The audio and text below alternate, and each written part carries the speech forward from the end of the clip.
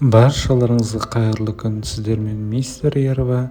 Бүгін біз осындай барлық қонақтарды таң қалдырған дәмі ерекше салат дайындайтын боламыз.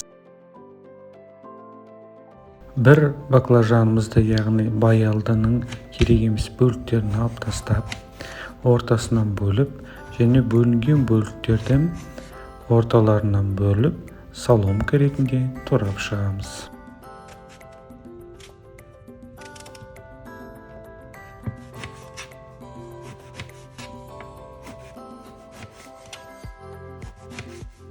Егер бөлінген соломкалар үлкен болып жатса, оны ортасынан бөліп, жіңішке етіп аламыз. Табағымызға су құйып, оны тұздап аламыз және оған туралған баклажандарды салып, 20 минуттай суға салып қоямыз. Баклажандар дайын болғанша салаттың басқа қоспаларын дайындап аламыз. Ол үшін жарты қызанақты 3 бөлікке бөліп, және ол бөліктерді соломка ретінде турап аламыз.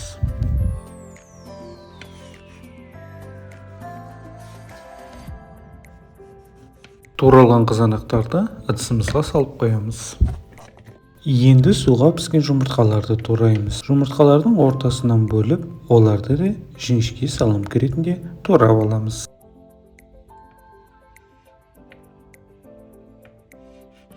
Туралған жұмыртқаларды да ыдысымызға орналастырамыз. Баклажандарды судан шығарып, кептіріп, енді қызып тұрған табадағы майға жақсылап сарғыш ретінде қуырып аламыз.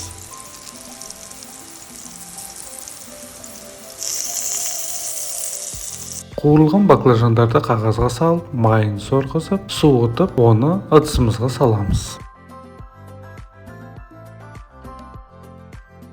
Енді бір сарымсақты сарымсақ өткізгіштен өткізіп, салатымызға саламыз. Салатымызға кішкене тұз себеміз. Көлеміне қарай майонез қоямыз.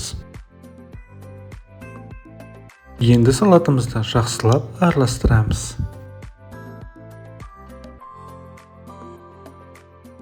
Салатымызды тәрелкеге саламыз. Міне біздің қонақтарды таң қалдырған салатымыз дайын болды. Жасалу жолы тез әрі оңай. Сіздер де келген қонақтарыңызға бұл салатты дайындап бере аласыздар. Сонымен қатар үйдегілерді де қуанта аласыздар. Егер видео ұнаса, лайк басып, каналыма тіркелуді ұмытпаңыздар. Алда қызықты рецепттер көп болады. Астарыңыз дәмді болсын.